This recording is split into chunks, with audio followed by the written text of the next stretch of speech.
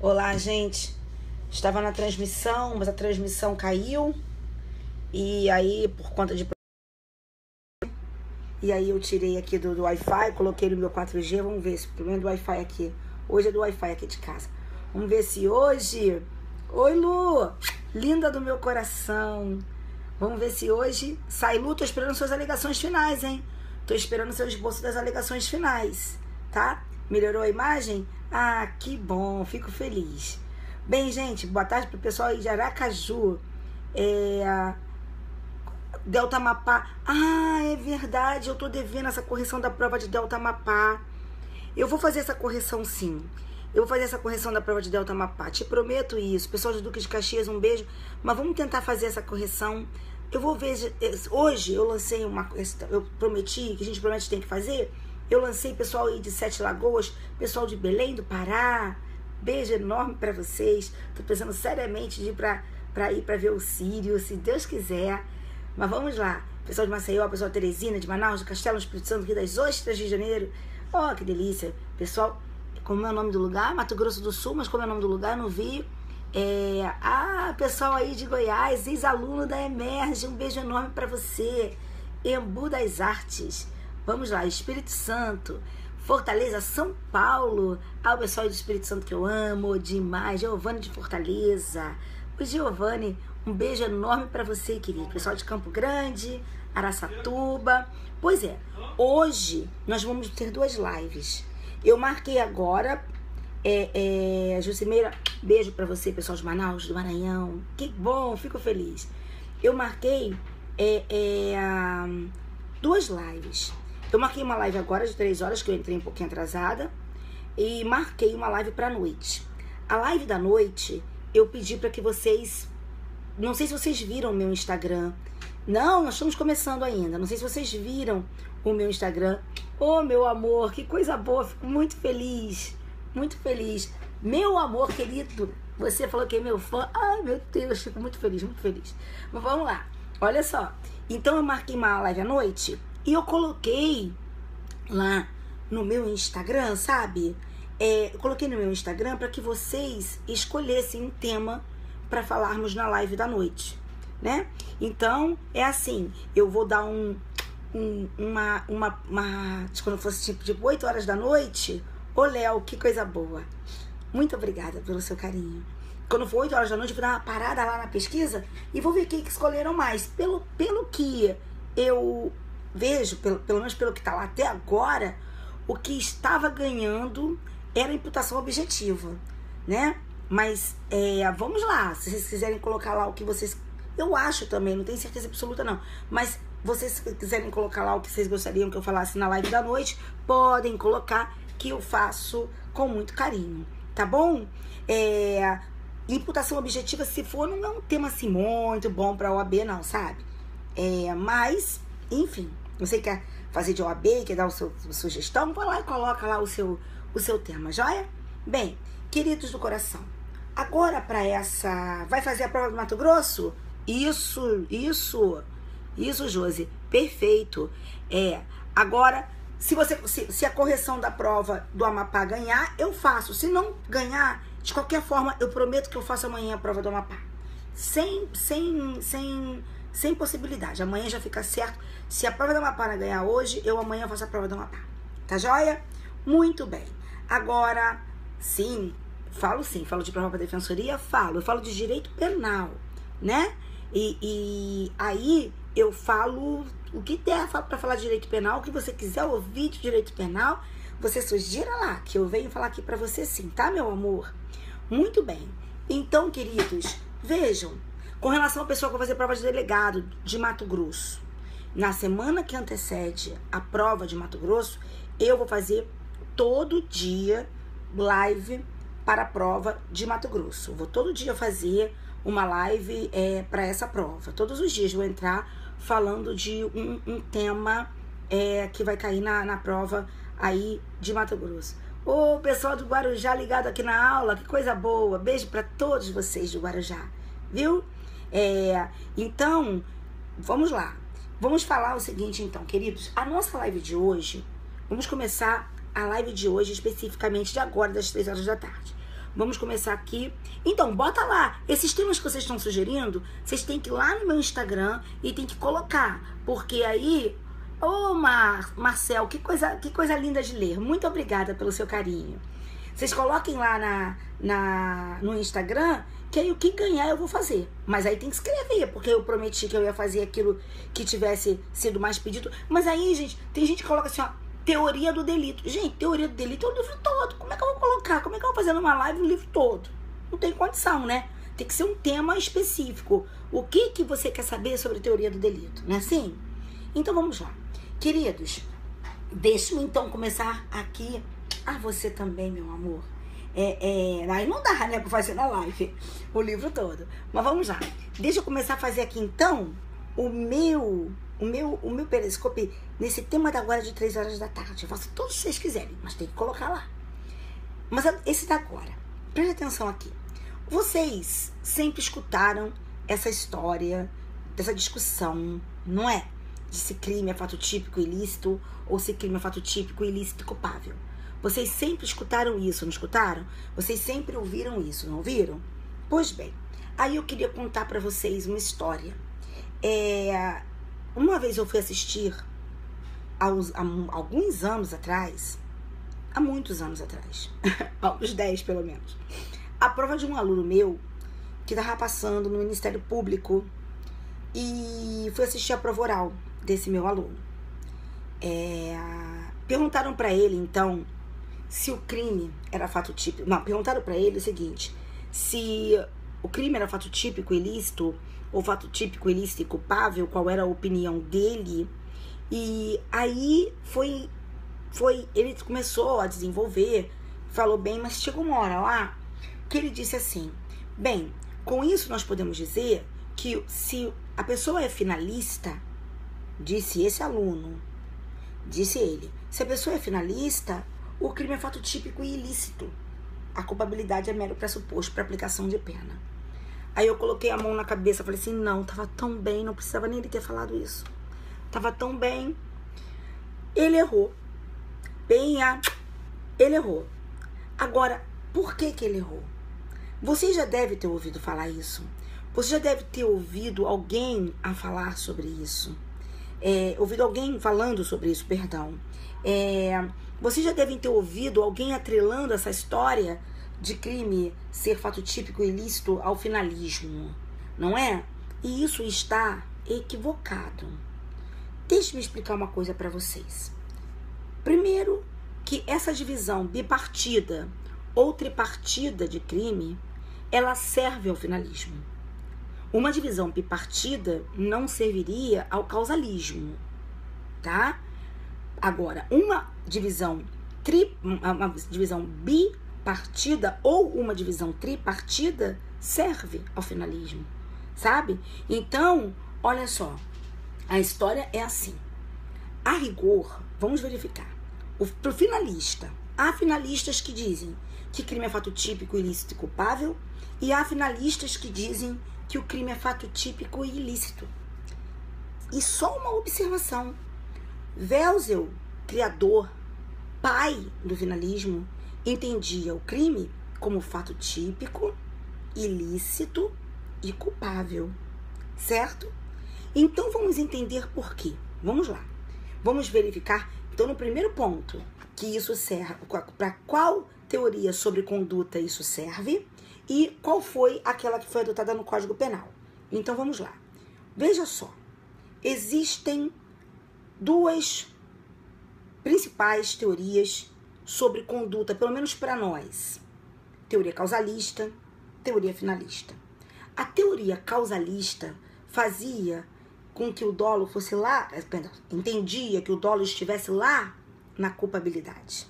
Então, para a teoria causalista, a culpa e o dolo estavam na culpabilidade. Entendia-se a culpabilidade segundo um critério psicológico. Num primeiro momento, segundo um critério psicológico puro, num segundo momento, segundo um critério psicológico normativo. Mas era um critério psicológico. Toda teoria psicológica sobre culpabilidade é uma teoria que serve ao causalismo, porque ela tem dolo e culpa na culpabilidade. Ora, Se para o causalista o dolo e a culpa estão na culpabilidade e eu não posso admitir o crime sem o dolo e sem a culpa, o causalista necessariamente entendia o crime como fato típico, ilícito e culpável. Isso o causalista. Agora, o finalista pode entender uma coisa ou outra. Por quê? Porque o que o finalista concebe? O finalismo foi lá, tirou o dolo e a culpa. Aliás, ele disse, não, não é que ele tenha tirado, ele viu, não, dolo e culpa não pertencem à culpabilidade. Dolo e culpa estão na conduta. Então, estão no fato típico. Assim, não se tem... a culpabilidade é composta por elementos normativos. Dolo e culpa não estão na conduta. Não estão na culpabilidade, diz o finalista. Estão aqui na conduta. Por isso que eles tiram da culpabilidade, ou melhor, eles vislumbram uma culpabilidade sem elementos psicológicos, certo? E trazem o dolo e a culpa aqui para a conduta. Então eu tenho finalistas que vão entender, já que o dolo e culpa estão na conduta, veja bem, não tem o mesmo problema que tinha os causalistas. Então eu vou ter que alguns dirão que crime é fato típico e ilícito, e outros dirão que o crime é fato típico, ilícito e culpável. Veja, quem diz que o crime é fato típico, ilícito e culpável pode ser finalista. Então, assim, certo? Então, olhem só, aqui entre nós, né? Aqui entre nós. Se nós falássemos dessa questão aqui entre nós, ela divide a nossa doutrina? Ela sim, ela divide a nossa doutrina. Porque aqui no Brasil, há quem diga que o crime é fato típico, ilícito e culpável, adotando uma posição tripartida. Quais seriam esses autores que entendem aqui no Brasil que o crime é fato típico, ilícito e culpável? Nós temos lá Nelson Hungria, Aníbal Bruno, César Roberto Bittencourt, Luiz Regis Prado, Magalhães Noronha. Esses autores entendem crime como fato típico, ilícito, culpável. Mas nós também temos aqui no Brasil os autores que entendem crime como fato típico e ilícito, adotando uma posição bipartida. Desses autores que adotam a posição bipartida, nós poderíamos citar o Dotti, o Damásio, o Mirabete, ok? Enfim. E aí, autores conhecidíssimos na nossa doutrina. Agora, por que esses autores dizem que o crime é fato típico e ilícito e que a culpabilidade não é elemento do conceito analítico de crime? Por que esses autores dizem que o crime é fato típico e ilícito e que a culpabilidade é pressuposto para aplicação de pena? Porque eles veem o seguinte: na verdade, a tipicidade e a ilicitude diz respeito à conduta, ao fato, ok? Ao fato. O fato é típico e ilícito, certo? Então, as características de tipicidade e ilicitude, elas se referem à conduta. Já a questão da culpabilidade, ela não se refere à conduta. Porque a culpabilidade é um juízo de censura pessoal, é um juízo de reprovação pessoal, que recai sobre aquele que praticou o fato típico e ilícito. Então, a culpabilidade, ela tem a ver com o agente. Porque os elementos da culpabilidade dizem respeito ao agente que levou a efeito a conduta, e não o fato em si. Então, por exemplo, quais são os elementos da culpabilidade? Segundo a teoria normativa, a imputabilidade, a potencial consciência da ilicitude e a exigibilidade de conduta diversa. E isso são aspectos que se relacionam não à conduta, não ao fato, mas sim ao autor do fato, entendeu? Então, é outra situação. Então, quando se fala de culpabilidade, os elementos da culpabilidade, eles dizem respeito à possibilidade, se estiverem presentes, a possibilidade de se aplicar uma pena àquele autor, porque ele é imputável, porque ele tem potencial consciência da ilicitude e porque... Oh, muito obrigada, querido, muito obrigada. E porque era dele exigível uma conduta diversa. Que você seja muito feliz aí como delegado de polícia. Eu fico muito feliz com a sua colocação, viu? Muito bem. Então, vejam, eles dizem, culpabilidade não tem a ver com crime. Culpabilidade não é elemento do conceito analítico de crime, é pressuposto para aplicação de pena. Bem, isso colocado, nós teríamos que ver, mas tudo bem. Eu tenho a controvérsia, eu já vi que para o causalista, necessariamente o crime é fato típico, ilícito, culpável, que para o finalista pode ser típico, ilícito, culpável ou típico e ilícito, portanto, o causalista necessariamente adota uma posição tripartida, o finalista adota uma posição tripartida ou bipartida. Entendi, professora. Entendi também quais são as razões pelas quais alguns dizem que o crime é fato típico, ilícito, que a culpabilidade é pressuposto de aplicação de pena porque diz respeito à pessoa que realizou a conduta e não o fato em si. Agora, qual dessas posições foi adotada pelo Código Penal brasileiro? É isso que eu quero saber, professora. Qual foi, você poderia me perguntar, qual foi aquela que foi adotada pelo Código Penal brasileiro? Queridos do meu coração, vejam só. Não importa qual daquelas nós achamos melhor. Nós vamos discutir aquilo que foi colocado no Código Penal brasileiro. Aliás, aquilo que foi colocado na legislação penal brasileira. E eu, particularmente, não tenho nenhuma dúvida. Uma coisa é aquilo que você queria que fosse, outra coisa é aquilo que é. Por mim, meu amor, a torcida do Vasco seria a maior torcida do Brasil. Por mim, existe a Gávea. A torcida do Flamengo diz aí que é a maior torcida do Brasil. Brinco com os corintianos, não estou nem querendo saber. E isso é fato. Contra fato, não há argumentos. Se nós olharmos assim, olhando o código, a legislação penal brasileira, me parece claro que, do mundo foi ótimo, me parece claro que foi adotada a teoria bipartida. Então, para o Código Penal brasileiro, me parece ter sido adotado o conceito de crime como um fato típico e ilícito e a culpabilidade como pressuposto de aplicação de pena. Na legislação penal brasileira foi, independente daquilo que eu acho que deveria ser. Tá bom, meu amor? E vou te dar algumas razões pelas quais se pode dizer que para a legislação penal brasileira foi adotada a teoria bipartida. Vamos lá. Primeira coisa que eu queria que você visse. Abra o teu Código Penal. O Código Penal começa assim, ó. Código Penal, parte geral, título 1, aplicação da lei penal. Título 2, do crime. Título 3, da imputabilidade penal. Então, olha só, vou repetir, hein?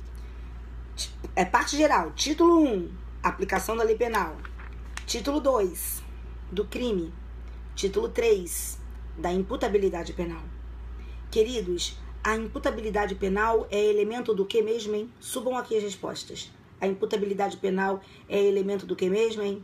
Fala pra mim. A imputabilidade penal está onde? No fato típico, na ilicitude e na culpabilidade. Fala pra mim. Na tipicidade, na ilicitude e na culpabilidade. Fala pra mim. Na culpabilidade, na culpabilidade. Exatamente. Então, olha só. Se a imputabilidade penal está... Não, na ilicitude não. A imputabilidade está na culpabilidade, meu bem. A culpabilidade é composta por 3 elementos. Imputabilidade penal, potencial consciência da ilicitude e potencial consciência da ilicitude e exigibilidade de conduta diversa. Então, veja, se o Código Penal trata da seguinte forma, na sua organização, título 1, da aplicação da lei penal, título 2, do crime, e título 3, trata da imputabilidade penal, o que eu posso dizer? Eu posso dizer que o Código Penal trata crime e culpabilidade em títulos diversos. Tá ok? Entenderam? Então, olha só. Ah, muito obrigada, meu amor, que fico feliz com você. Então, de repente, você começa a gostar de direito, mas é sempre assim, a gente sempre gosta da matéria, porque a gente, de repente, gosta de um professor, aquele professor ensina a gente a gostar daquela matéria, pode acreditar, tá? Então, vamos lá. Então, o Código Penal, ele tratou o crime num canto e a imputabilidade penal em outro canto, e a imputabilidade penal é componente da culpabilidade. Mas tem mais, sabe, gente? todas as vezes que o Código Penal fala em culpabilidade, e ele diz das causas que excluem a culpabilidade, ele se utiliza da expressão é isento de pena. Ele não fala que não há crime. Ele diz que o agente é isento de pena. É isento de pena o autor do crime. Então, crime é uma coisa, isenção de pena é outra, culpabilidade é outra. Certo? Então, quando ele quer falar de ilicitude, ele diz não há crime. Exemplo, pega aí o artigo 23. Artigo 23. O 23 fala assim, ó. Não há crime quando o agente pratica o fato em estado de necessidade, em legítima defesa, em cumprimento legal, em exercício regular do direito. Agora, quando fala da culpabilidade, por exemplo, da imputabilidade, ele fala no artigo 28, é isento de pena. No artigo 26, é isento de pena. Entenderam? Então, no artigo 23, quando fala da ilicitude, que é inequivocamente componente do crime, do conceito analítico de crime, ele diz não há crime. E quando fala da culpabilidade, ele diz que é isentar de pena. Tá ok? Agora, veja bem uma coisa. Todas as vezes que ele fala de ausência de culpabilidade, ele fala de isentar de pena. Mas nem sempre que se fala de isenção de pena é por ausência de culpabilidade, tá bom, meu amor? Porque existem situações em que nós poderemos tratar de alguns tópicos que geram uma controvérsia contra a natureza jurídica. Às vezes da questão da punibilidade também. Mas vamos lá. Então, veja, isso são indicações. Mas eu ainda teria uma outra indicação de que o código adotou a teoria bipartida. Abra lá, vamos primeiro vou fazer aqui uma conversa com vocês. Vamos imaginar, meus amores, que eu dissesse assim, um débil mental me procurasse e disse assim, olha só, ô Cláudia, tá vendo esse relógio aqui? Aí eu digo, caramba, cara, que relógio lindo, doido. Doido mesmo. Que relógio lindo, cara. Que relógio maravilhoso. Aí você diria assim pra mim, pois é. Não, o débil mental diria assim pra mim, pois é. Eu bem peguei esse relógio lá da casa do fulano. Ah, mas eu sei que ele é débil mental, hein? Eu sei que ele é débil mental. E ele pegou lá da casa do fulano esse relógio, né? Não pegou? Aí ele falou assim, mas o que tem? O que você quer me mostrando esse relógio, fulano? Aí ele disse assim, pô, Cláudia, você não quer comprar esse relógio, não? Aí eu digo assim, pô, claro, né? Quanto que custa? Custa tanto. Pô, tanto? Esse relógio é 30 vezes tanto. Tá me vendendo por tanto, eu sei que é produto de crime, mas ops, eu vou comprar. Eu sei que é produto de furto, mas eu vou comprar. Eu estou praticando o crime de receptação? Diga pra mim se nesse caso eu estarei praticando o crime de receptação. Estou, não estou? Então, preste atenção. Uma outra indicação no nosso Código Penal de que o Código Penal trata a questão do crime e da pena de forma diferente. Quer ver? Abra o artigo 180, parágrafo 4º do Código Penal. Abra o artigo 180, parágrafo 4º do Código Penal. Olha só, olha só. Veja bem, quando fala de receptação, fala de adquirir coisa que sabe tratar-se de produto de crime. E o artigo 180, parágrafo 4º, diz assim, a receptação é punível, ainda que desconhecido ou isento de pena o autor do crime de que proveio a coisa. O inimputável é isento de pena, mas ele praticou crime, é o que diz o 184, isento de pena o autor do crime de que proveio a coisa. Então, uma coisa é a possibilidade de aplicar a pena, outra coisa é o crime. Sacaram? Então, o 180 é uma outra indicação de que o nosso Código Penal estaria tratando a culpabilidade não como elemento do crime, mas como pressuposto de aplicação de pena. Se eu adquiro aquele relógio daquele inimputável, eu estou adquirindo produto de crime. Mas ele é inimputável, não há culpabilidade. Ele está isento de pena, mas continuo eu podendo ser responsabilizada pela receptação, porque adquiri coisa que sabia ser produto de crime. Entenderam? Então isso aqui é uma outra indicação na nossa legislação de que crime é uma coisa, culpabilidade outra. Tá? Pelo menos do jeito que foi adotado no nosso Código Penal. Agora, queridos, eu poderia acrescentar a todos os exemplos que são dados em todos os manuais que vocês conhecem, ainda mais um exemplo. E um exemplo relativamente bastante recente, que é o exemplo, desligar esse ar tão frio danado aqui, que é o exemplo da lei das organizações criminosas. Da lei das organizações criminosas. Abram aí a lei 12.850 de 2013. 12.850 de 2013. Se você abrir a lei 12.850 de 2013, Dani, você vai encontrar a lei das organizações criminosas, não é isso? Então, abram aí. Gente, essa transmissão não tá ainda? 2.850. Tá certinha a transmissão? Tá certinho? Só coloque aí pra mim pra eu poder saber se tá certinha a transmissão. Tá tudo certo? Então, vamos lá. Então, olha só. Lei 12.850 do ano de 2013, ela fala... Eu quero que você vá pro artigo 13. Tá? Vamos lá. Vai lá pro artigo 13. Foi pro artigo 13? Então, vamos lá. Vá para o artigo 13 e você vai ver que no artigo 13, a partir do artigo 10, se fala da infiltração de agentes, não é? Então, olha só.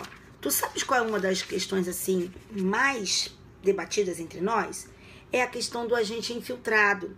O agente infiltrado, escuta, o agente infiltrado, ele pode perfeitamente, no bojo de uma infiltração, ele pode perfeitamente, no bojo da infiltração, praticar condutas típicas e ilícitas, não pode? Então, quando o agente infiltrado pratica condutas típicas e ilícitas, como resolver? Olha só o que o artigo 13, parágrafo único diz.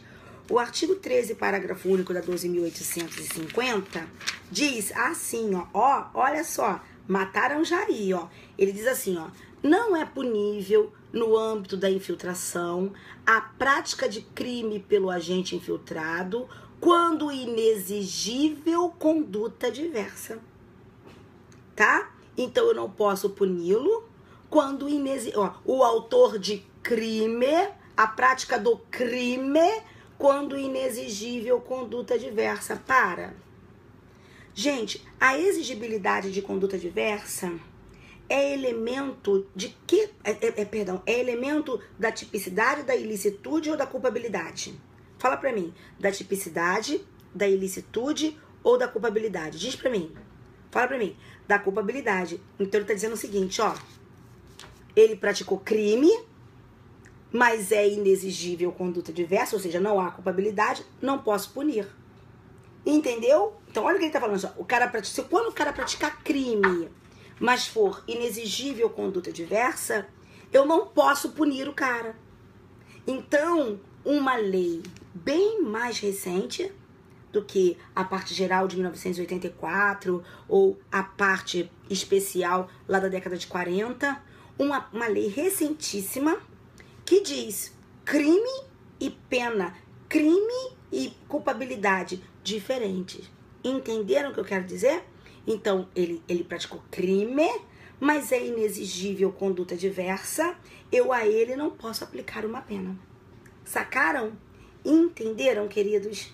Então, pelo que nós temos aqui, eu posso dizer para vocês que concordemos nós ou não com isso, não é? Tem tanta coisa com que eu não concordo e acontece, né, gente?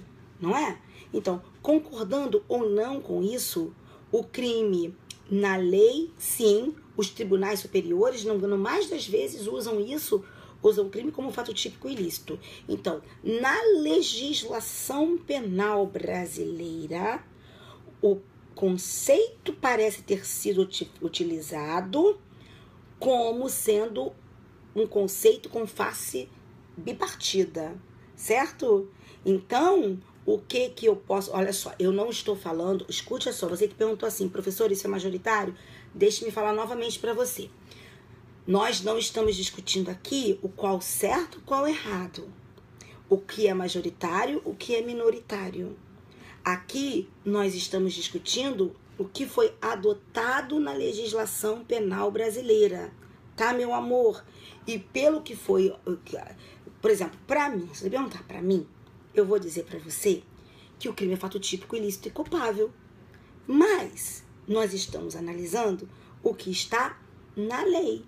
E na lei, me parece muito claro que foi usado o crime, o conceito bipartido, entende? Embora eu não concorde com ele, foi ele usado.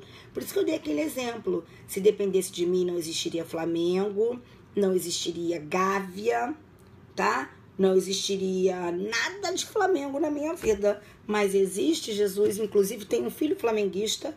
E, assim, o fato é fato, contra fatos não há argumentos. Tá bom, meus amores do coração? Então, era esse hoje o objeto da nossa live, tá? Que bom que você gostou. Tomara que você tenha entendido mesmo, que você tenha entendido. Porque isso é uma questão boba e é uma questão da qual muitos fogem, não querem falar, mas que pode perfeitamente cair em prova. Eu lembro uma vez que eu vi uma prova que foi aplicada no estado de São Paulo e nessa prova se perguntava o tempo todo, e aí uma galera aqui do Rio foi fazer a prova. Nessa época não tinha muito esse negócio de pessoal fazer prova tanto em outros estados, né? Era menos, sabe? Era menos. E aí falou assim, poxa, professor, eles colocaram isso como se fosse verdade absoluta. Eu falei assim, não, eles colocaram isso, e você não tem nem como dizer que isso aqui vai ser anulado, porque eles colocaram segundo o Código Penal Brasileiro, de acordo com o que diz o Código Penal Brasileiro. Então não tem jeito, a gente não pode ficar brigando com isso. Tá bom, queridos? Que Deus nosso Senhor abençoe, que Deus ilumine, que guarde vocês. E, olha, assistam aí, hoje à noite, a nossa live.